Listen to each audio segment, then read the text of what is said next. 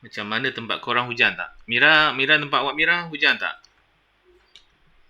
Area cikgu ni kalau dekat Shah Alam ke,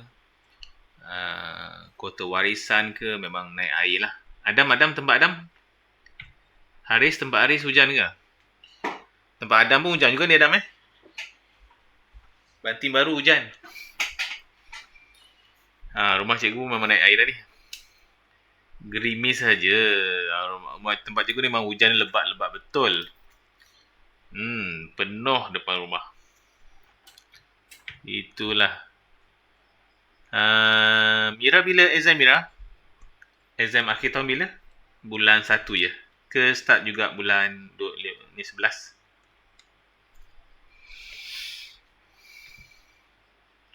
Ada bulan 11. Izan? Haikal bila? 4 hari bulan 12. 4 hari bulan 12. Oh, sebelum exam lah. 4 hari bulan 12.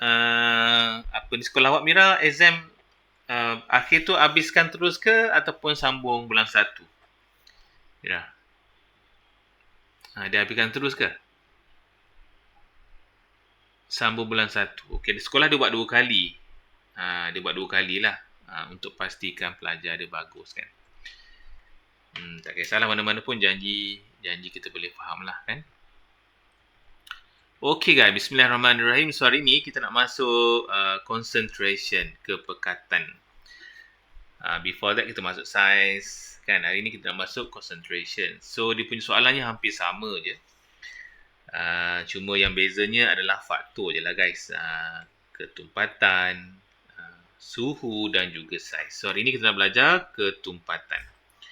So bila sebut ketumpatan ni kita kena tahu yang pertama adalah bilangan zarah per unit isi padu.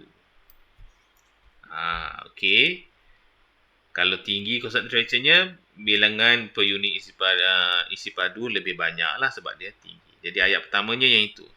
Yang kedua ni sama je sebelum ni. Frekuensi pelanggaran antara zarah lebih tinggi. Kat sini kan nanti pada soalan, antara zarah ni korang kena tukar ni nama dia. Tukar kepada soalan.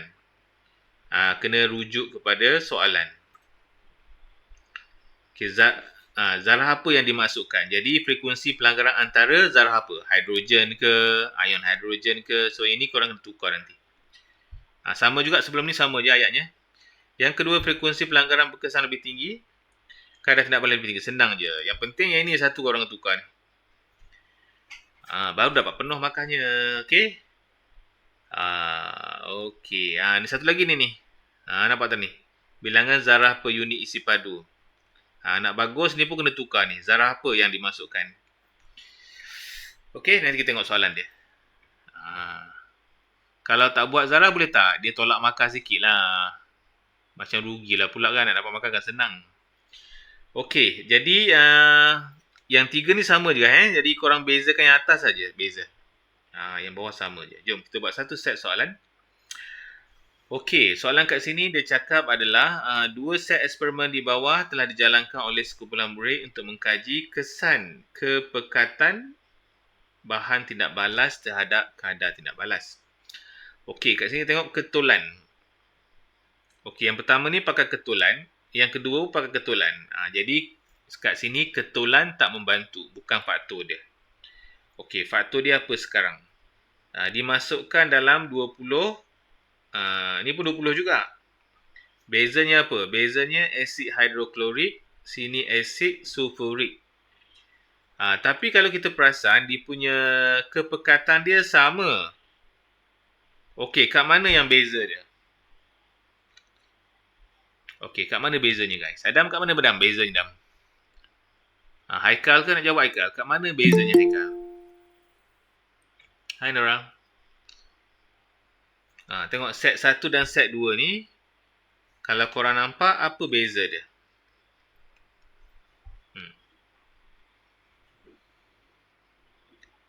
Adam nampak tak beza dia apa? Kalau ikut kepekatan dia sama. Kita belajar kepekatan. So, apa bezanya? Isi padu pun sama.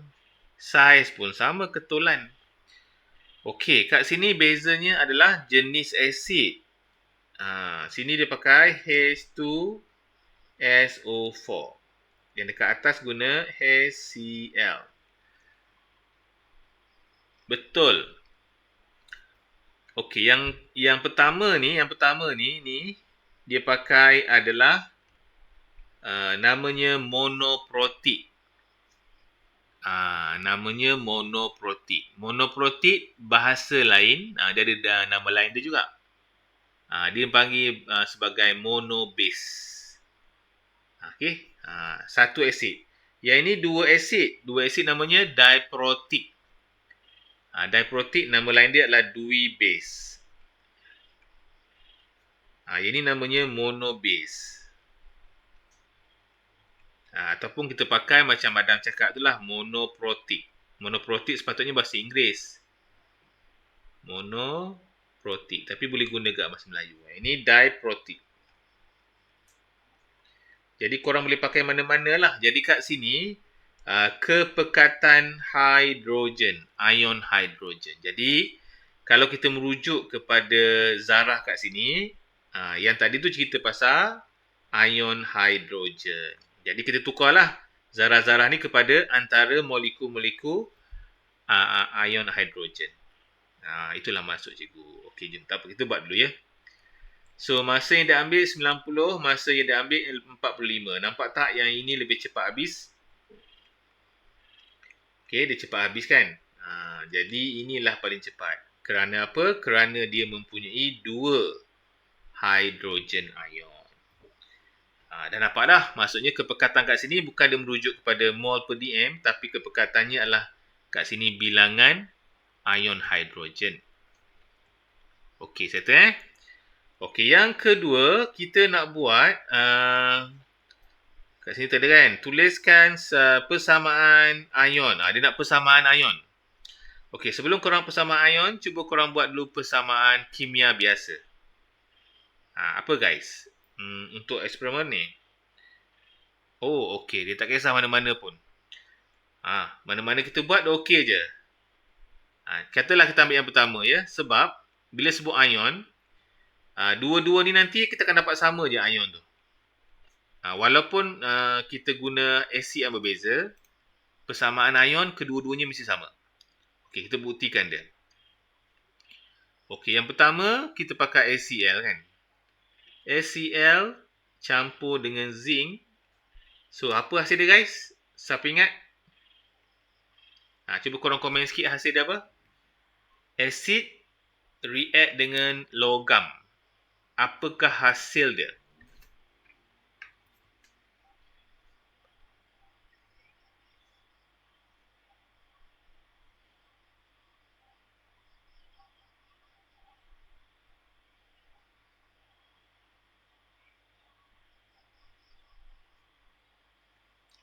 So, yang pertama jadi garam. Garam dia apa? Garam dia zinc Cl2.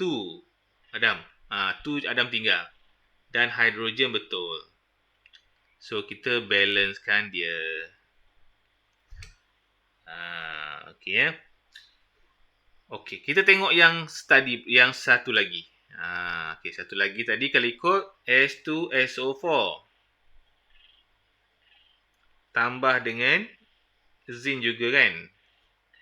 So, hasil dia apa? Sama jugalah zinc SO4 plus H2. Ni ngam-ngam dah. Okey, ni namanya persamaan kimia. So, now kita nak buat persamaan ion. So, bila buat persamaan ion, kita nak buat apa sekarang? Kena cari sama ada aqueous ataupun tak. Okey, mula-mula tengok asid guys. Asid ni aqueous ke tak? Asid ni aqueous ke tak?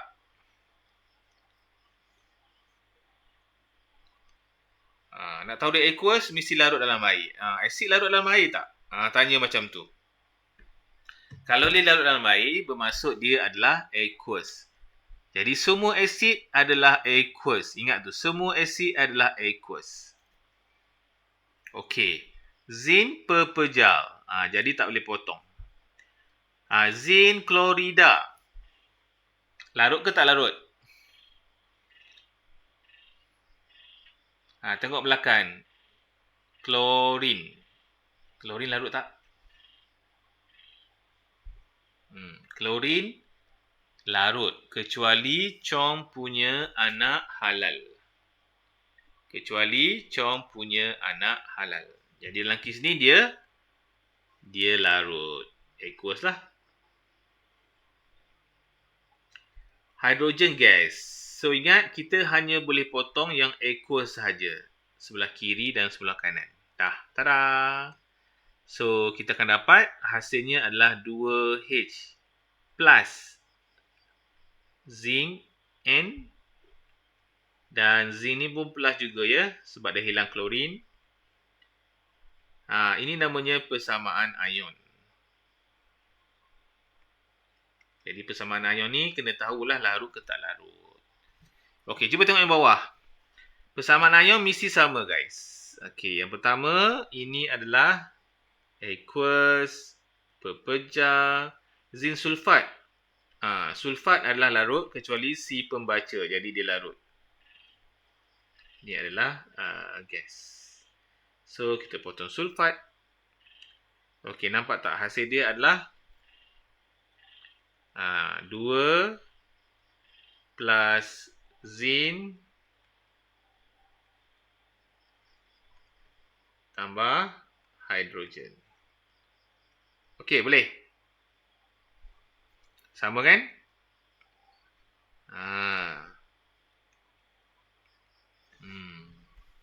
Okey, nak tanya apa tak sampai sini? Jadi kalau diminta persamaan ion tu, kita pilih mana-mana je. Dia akan dapat sama sahaja. Okey, nak tanya apa tak sini? Nak tanya pasal balance ke apa ke? Okey. Kalau tak ada, cikgu nak teruskan. So, tak ada. Cikgu move So, tulis kat sini. Dia punya persamaan. Jadi, zinc plus 2 ion. Arrow tadi apa? Zinc 2 plus tambah dengan hydrogen gas. Dah. Siap. Biasanya 2 markah. Okey, bila dah dapat persamaan, kita boleh buat pengiraan. Tapi pengiraan ni tak melibatkan persamaan ni. Okey, dia nak cari tindak balas purata set 1 dan set 2. Okey, set 1. Purata tu apa? Okey, sekarang ni set 1 90. Ingat, masa tu sentiasa di bawah. Jadi, masa sentiasa di bawah. Kita tengok, isi padunya berapa?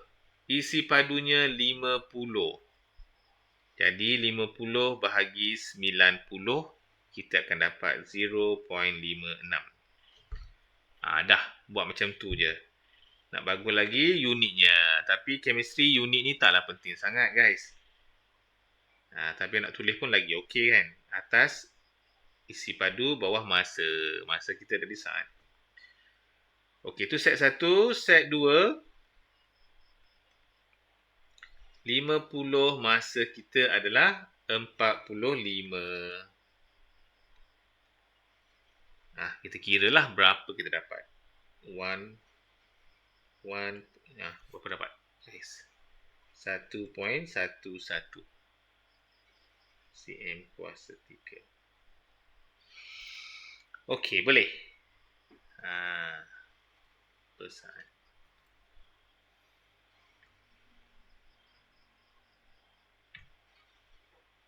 Okey. Apa-apa nak tanya lagi tak? Ada apa tak korang nak tanya? Nak salin dulu, silakan salin. Nak tanya pun boleh.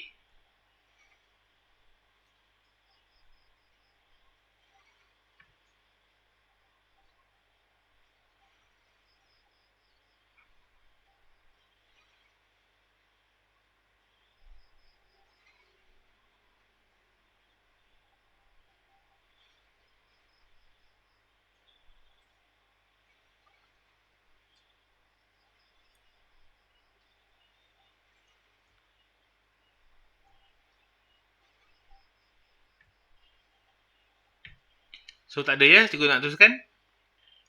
Kalau tak ada, cikgu teruskanlah. Okey. So, now kita nak comparekan kadar tindak balas. So, kita dapati bahawa set 2 ni dia lebih cepat habis. So, kadar tindak balas set 2 ni pantas, tinggi lah. Sebab kita dah tahu dah dia pakai Dewey base ataupun diprotic. Okey, jadi comparekan. Comparekan kita banding je lah. Jadi kadar tindak balas, kita tulis simple je.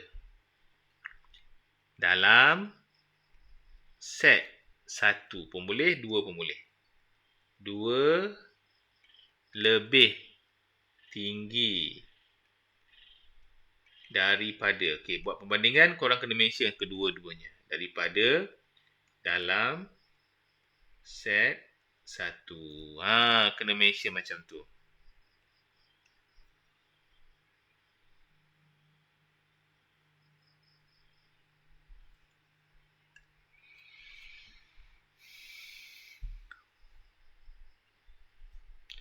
Okey, dah.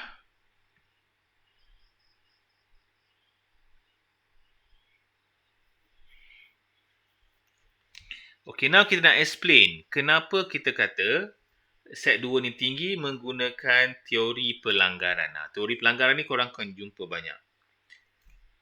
Teori pelanggaran tu apa? Teori pelanggaran ni kalau sebut yang ayat ni lah guys ni. Ayat ni namanya teori pelanggaran.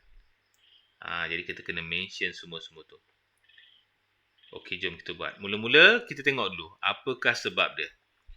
Jadi kita katalah asid S2SO4 ni ialah asid bersifat macam mana? Asid Dewey base ataupun nama lain dia adalah diprotic. Dua-dua boleh pakai. Dewey base boleh, diprotic boleh. Okey, manakala ACl ialah asid monobase ataupun monoprotic. Kena mention dulu lah yang pertama. Beritahu sebab dia. Okey, jadi kat sini kan kita dah tahu bahawa S2SO4 dia ada dua tau. Okey, mempunyai dua kali ganda. Dua kali ganda kepekatan. Okey. Kepekatan apa? Kena mention. Kepekatan ion hidrogen. Kenapa sebut ion? Tengok sini. Ini nampak tak? Kita buat persamaan ion tu, itulah sebab dia. Jadi kepekatan ion hidrogen dua kali ganda.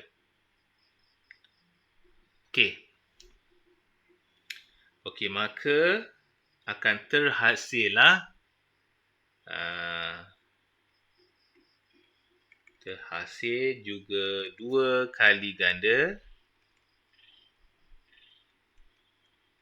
Dua kali ganda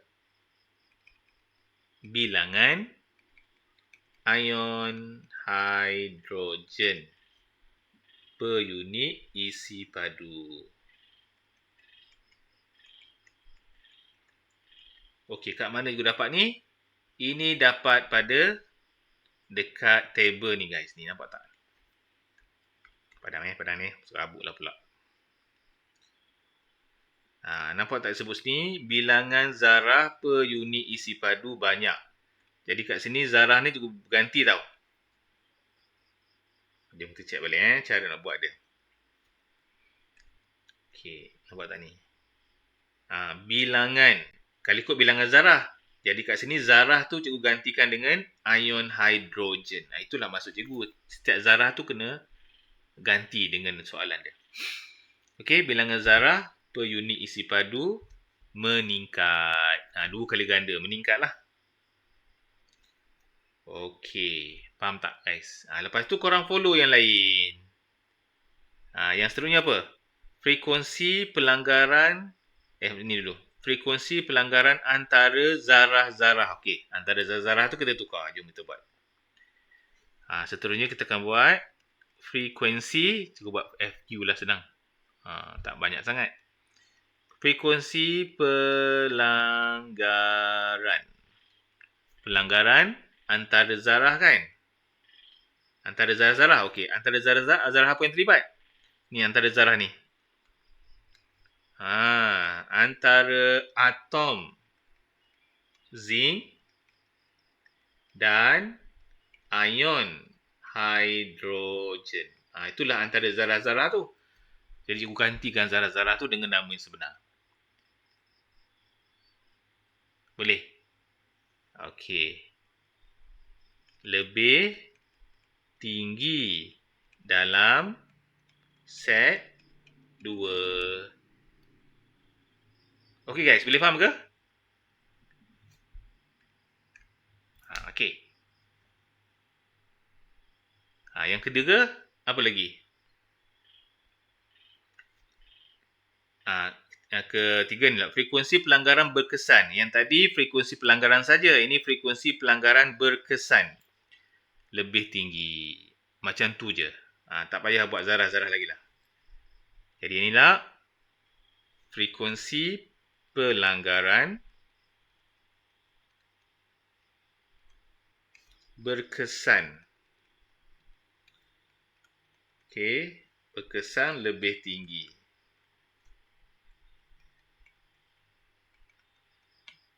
Okey, lebih tinggi dalam set 2. Maka kadar tindak balas, kita buat penutup. Tindak balas set 2 lebih tinggi. Itulah maksudnya teori pelanggaran. Okey.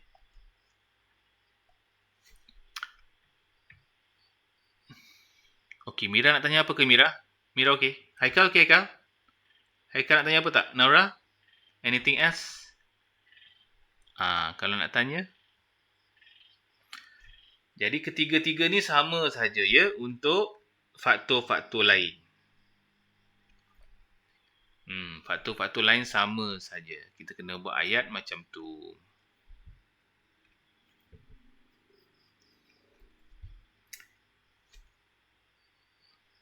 Okey, kalau okey kita nak masuk yang seterusnya ya. Boleh Adam Okey, soalan yang kedua. Okey, satu eksperimen dijalankan untuk mengkaji kesan. Bila sebut kaji kesan saja, inilah faktor kita. Kepekatan. Jadi ini yang dimanipulasikan ya. Ada nampak tak tu? Di cerita pasal kepekatan. Kadar tindak balas mengenai kalium thiosulfat.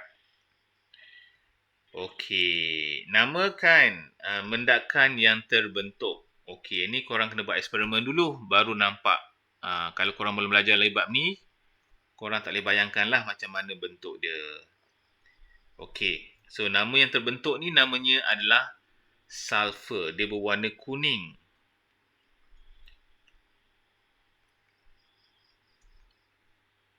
Dia mendakan kuning. Okey. Jadi ni korang kena buat dulu dia punya eksperimen. Barulah dapat gambaran. Okey guys, jadi ini aku skip lah. Aku takut orang tak boleh bayangkan macam mana. Tapi punya pengiraan sama saja. Okey, now cikgu nak pergi terus yang satu lagi guys. Cikgu nak habiskan terus malam ni. Iaitu temperature, suhu. Kita nak masuk suhu. Okey, so suhu ni apa? Orang nampak tak? Dia sama je nampak ni. Frekuensi pelanggaran antara zarah, frekuensi pelanggaran berkesan, kadar tindak balas. Okey, yang beza atas ni saja. Jadi kalau ingat suhu, kita ingat tenaga kinetik. Zarah-zarah mempunyai tenaga kinetik yang lebih rendah dan bergerak lebih perlahan. Ni kalau temperature rendah lah. Jadi ingat temperature, kita ingat tenaga kinetik. Okey, now kita nak teruskan guys. Soalan yang berikut. Okey. Dikata kat sini, sekumpulan murid menjalankan 2 set eksperimen mengkaji lagi bagaimana suhu, nampak tak? Lepas mengkaji, inilah faktor kita. kadar tindak balas. Jadi kita tahulah bahawa dia bercerita mengenai suhu 150, satu lagi 30. Jadi kat sini dah boleh bayangkan dah bahawa yang 50 ni dah tentulah lebih cepat. Ya.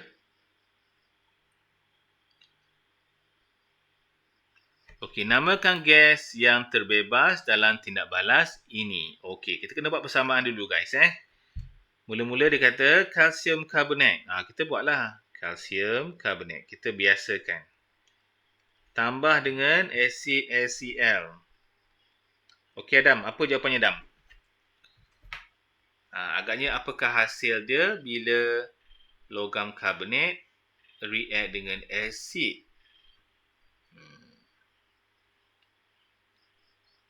Okey Adam, nak cuba jawab Adam.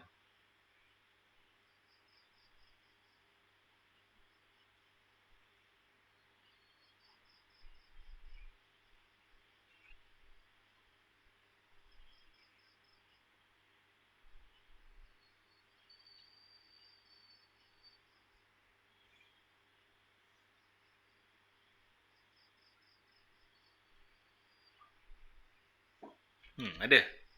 Tak dapat? Okey, kita akan jawab apa ni? Logam karbonat akan menghasilkan yang pertama garam dia adalah CaCl plus karbon dioksida plus air. Lepas tu kita balancekanlah dia. Jadi inilah gas kita. Nampak tak? Sebenarnya kita menghasilkan gas karbon dioksida. Okey, jadi nama gas ni adalah karbon dioksida. Tulis ni. Nama tau. Dia nak nama. Jadi kalau kita tulis CO2, tak diterima. Disebut nama, kena nama penuh. Okey, karbon dioksida. Macam tu. Okey. Boleh Izan macam mana? Izan okey Izan? So far so good. Nak tanya apa tak Izan? Jadi kalau dia nak nama tu, kita bagilah nama. Jangan bagi formula pula. Boleh guys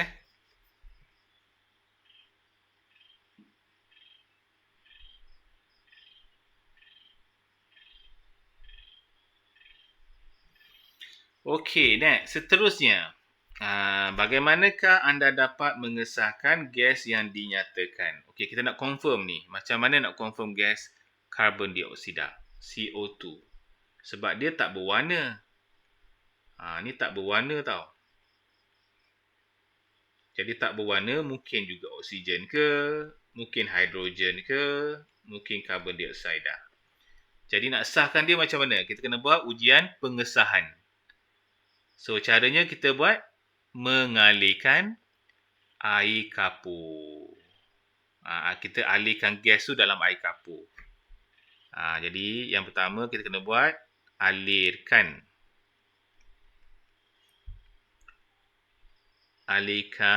gas tersebut.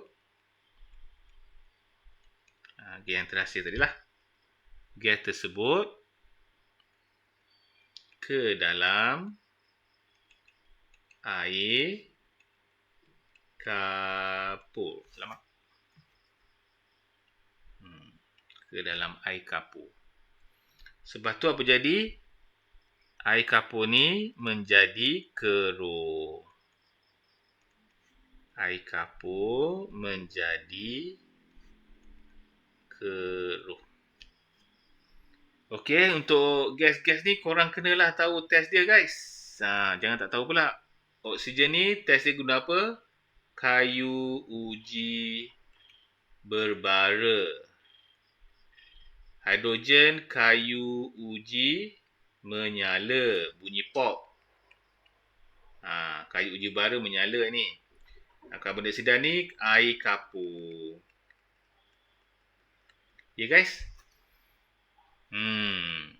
Jadi kena tahulah ujian pengesahan. Nak tengok betul ke dia gas karbon dioksida. Macam tu. Okey. Now, kita nak buat sedikit pengiraan. So, hitungkan isi padu maksimum gas yang terbebas dalam eksperimen ini. Okey, dia bagi maklumat kita adalah 240. 2400 cm.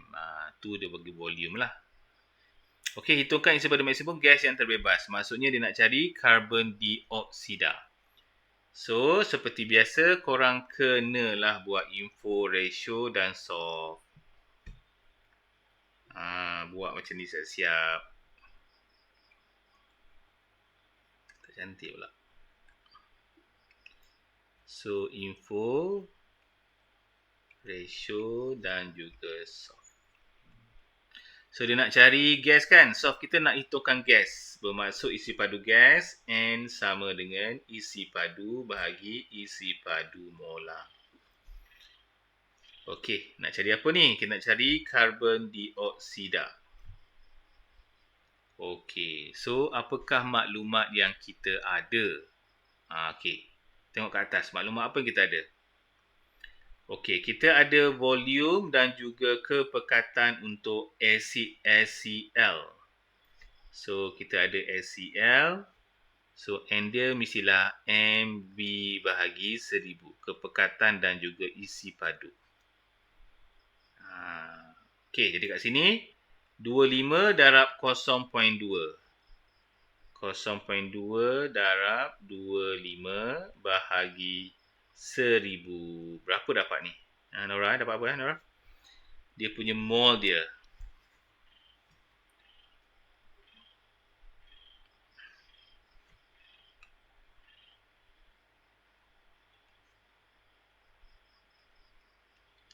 Dua nisbah 1 ya.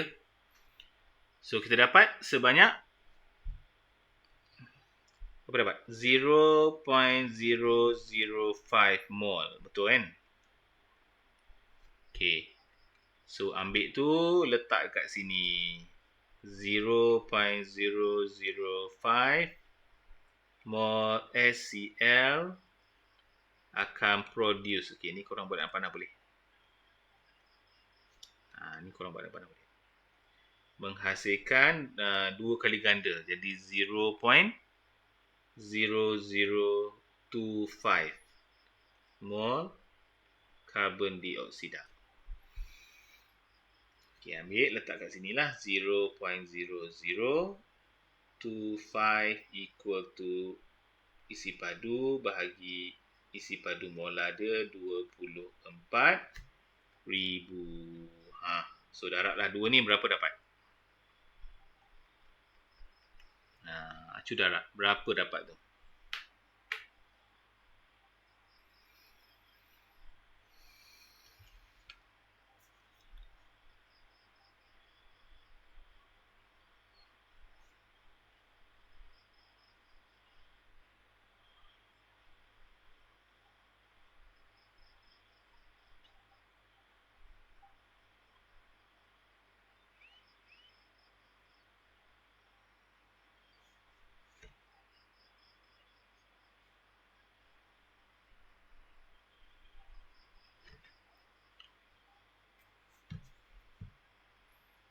Okey, dapat berapa? 60 cm kuasa 3. Okey, itu isi padu dia. Ya.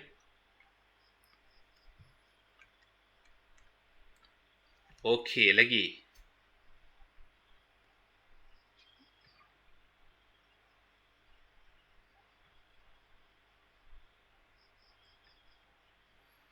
Okey, now kita tengok yang bawah ni. Okey. Graf di bawah menunjukkan keputusan eksperimen. Okey, kat atas ni kalau korang perasan isi padu gas yang terbebas. Yang tadi itulah. Jadi set 1 ni dia cepat habis. Jadi kadar tindak balas set 1 ni lebih tinggi. Lebih cerun. Ini kurang cerun. Okey, jadi satu. Okey, dia terhitungkan purata, tindak balas purata. Macam tadi. Tindak balas purata untuk 40 saat. Jadi kita kira lah. Set 1 Dan set 2 kita kira siap-siap. Bawahnya 40 je guys. Sebab masanya 40. Masanya 40 sahaja dia nak. Okey, jadi hasil dia berapa? Untuk 40 ni, yang pertama ni kita dapat hasilnya sebanyak 60. Yang kedua kita dapat hasilnya 50. Jadi korang kira lah. Berapa dapat tu? 60 bahagi 40 kita akan dapat 1.5 cm cube per second. Okey. 50 bahagi 5 bahagi 4. Kita akan dapat 1.125 cm cube per second.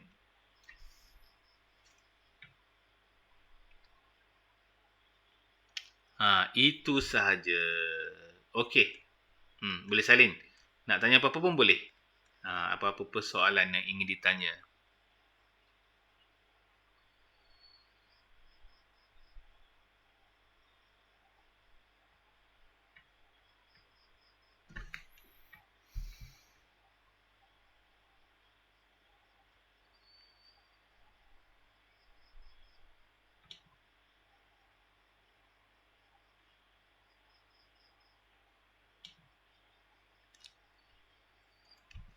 Satu 1.2 dapat Mirai? Bukan 1.12. Alamak, salah congak lah tu. Bukan 1.125 1.25 je. Okey, sorry. Sorry Mira. Okey, 1.25. 1.25. Okey Mira, terima kasih.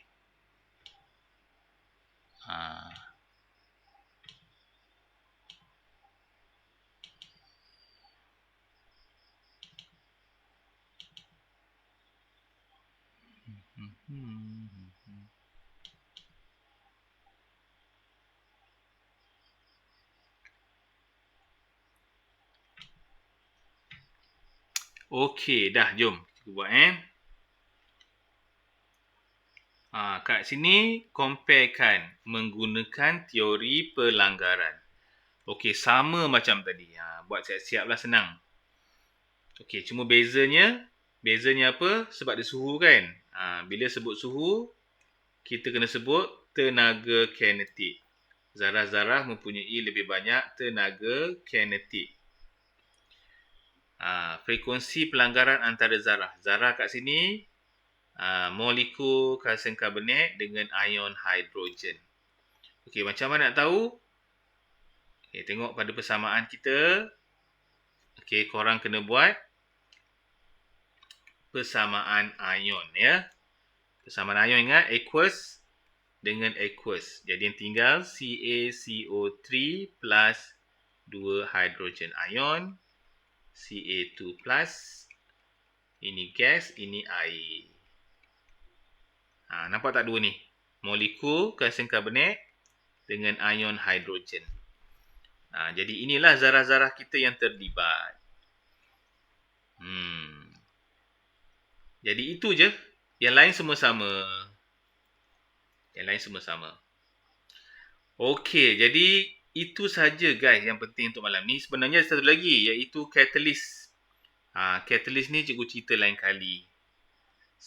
Dia kena hari yang fresh sikit. Cuma cikgu nak buat summarize sikit lah apa yang perlu kita tahu untuk bab ni. Kita nak buat surprise sikit. Okay, kita wrap up kita buat ulang kaji. So, faktor-faktor yang terlibat dia. Okay, faktor-faktor yang terlibat yang kita pernah belajar. Okay, ada 4 je yang penting. Okay, mula-mula dulu kita belajar adalah size. So, ingat size, kita perlu ingat apa? Kita perlu ingat jumlah luas permukaan yang terdedah.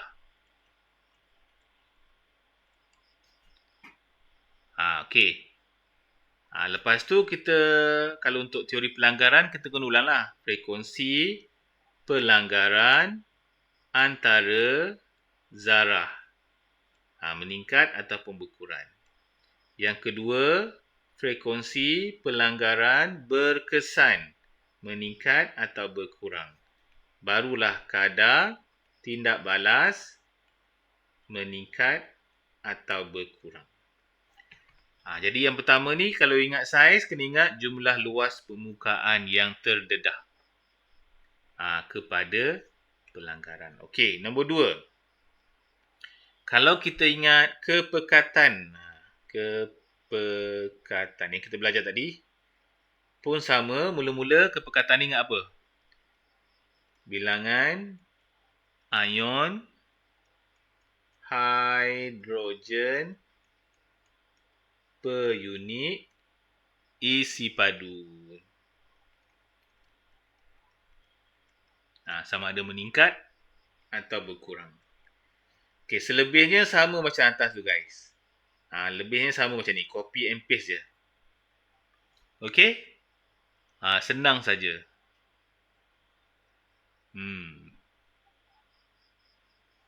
Okey, lagi. Yang ketiga, kita belajar suhu tadi. Suhu. Yang pertama, kena ingat, bila sebut suhu je, mesti ingat tenaga kinetik. Tu kena ingat. Tenaga kinetik. Zarah. Zarah dan sebut, tengoklah zarah apa dia nak. Okey. Lebih tinggi ataupun lebih kurang. Okey, yang tiga lagi pun sama macam kita buat tadi. 1, 2, 3 ni sama macam ni. Okey. So last yang cikgu tak sempat nak explain tadi adalah mangkin, catalyst. Okey, mangkin. Yang pertama kita kena ingat menyediakan lintasan alternatif. Okey, menyediakan lintasan alternatif. Ni tak ada tinggi, tak ada rendah. Untuk ini tak ada tinggi, tak ada rendah. Dia menyediakan lintasan alternatif saja. Okey, ni kena tambah sikit guys. Apa tujuan lintasan alternatif ni? Untuk apa? Alternatif ni sebenarnya adalah untuk merendahkan tenaga pengaktifan. Namanya adalah merendahkan tenaga pengaktifan. Ataupun tenaga pengaktifan direndahkan. Okey, yang lain tu sama je. Jadi sebenarnya korang ingat yang atas-atas ni lah.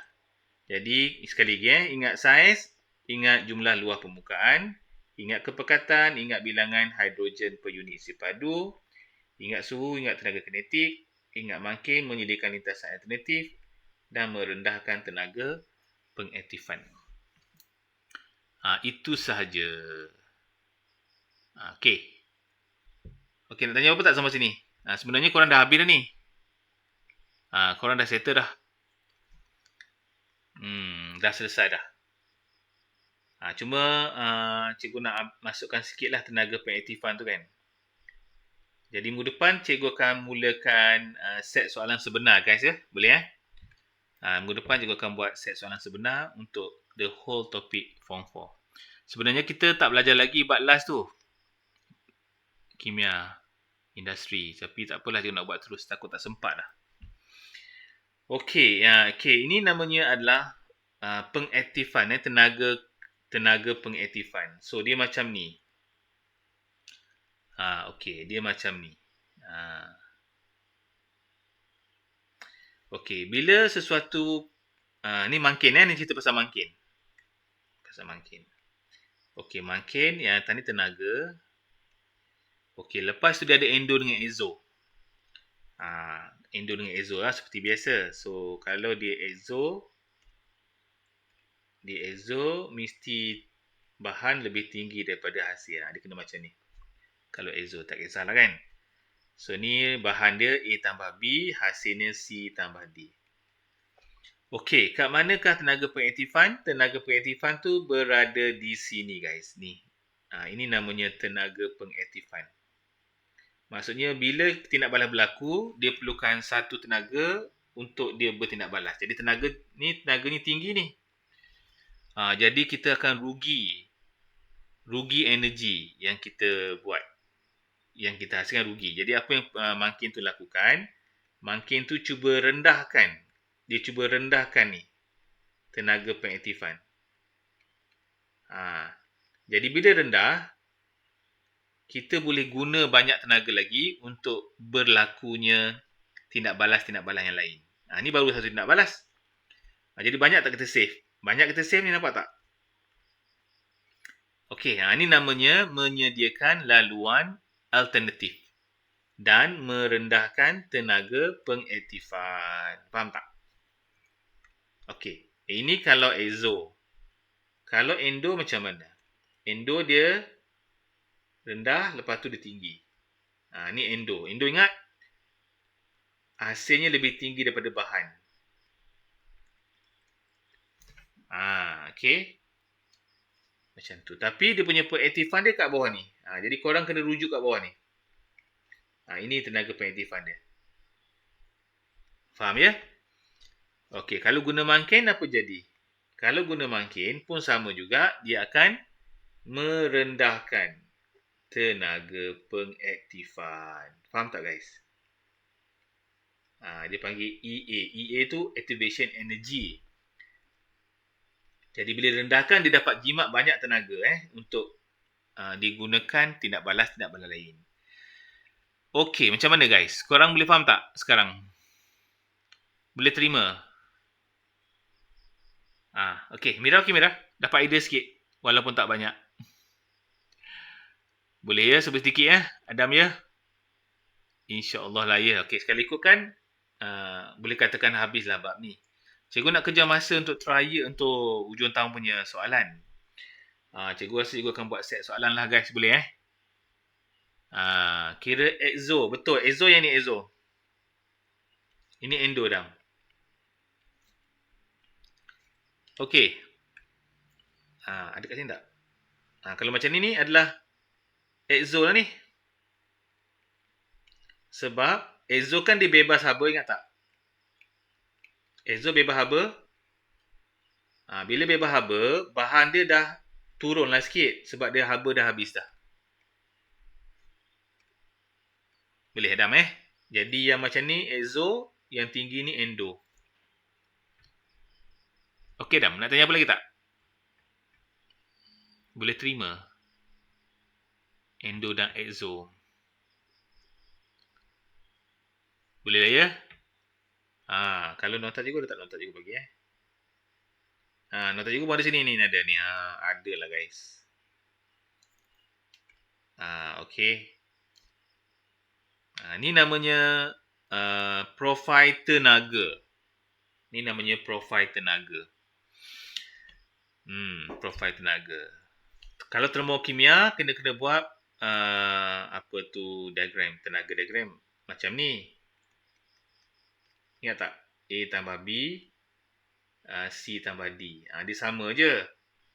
Delta H. Yang ni form 5 lah. Anda kan? Ni untuk form 5 termokimia. Tapi untuk endo-exo dia kena ada macam ni. Okey. Namanya profil tenaga. Okey, Adam ya? Jadi kadang kita keliru biasanya pengaktifan, tenaga pengaktifan ni. Kalau untuk yang ini kita start kat bawah tau. Ni kita start bawah ni. Ini pengaktifan tenaga. Jadi kalau kita boleh guna mangkin, kita dapat jimatkan tenaga kita ni. Dapat jimatkan. Jadi untunglah kita. Macam tu. Jadi inilah namanya laluan baru laluan alternatif. Dan dia merendahkan tenaga pengaktifan ataupun tenaga pengaktifan direndahkan. So, cikgu rasa itu je kot guys yang cikgu rasa untuk yang cikgu share lah untuk malam ni. So, cikgu harapkan sangatlah korang dapat manfaat daripada kelas kita yang last ni. So, minggu depan cikgu dah start buat soalan sebenar guys boleh Ya. Cuma satu bab lagi lah cikgu hutang awak. Bab last. Cikgu rasa macam tak sempat nak buat. Kalau bab last nanti kan tak sempat pula nak buat soalan revision kita, betul tak? Setuju tak kita buat soalan terus soalan sebenar, Adam? Okey tak? Bab last tu yang bahan buatan dalam industri tu. Yang tu cikgu rasa tu yang tak sempat nak buat je. Boleh guys okey, kalau boleh cikgu mulakan minggu depan kita akan buat paper 1 dululah, senang buat revision. So cikgu rasa itu je kot nak beritahu awak. So ada apa-apa guys korang nak tanya? So far so good. Bolehlah faham sedikit kan? Boleh Amira ya?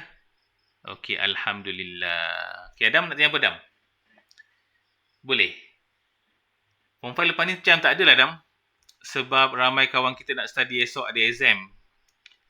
Macam 2 orang kawan kita pun tak ada masuk hari ni. FIFA pun tak masuk.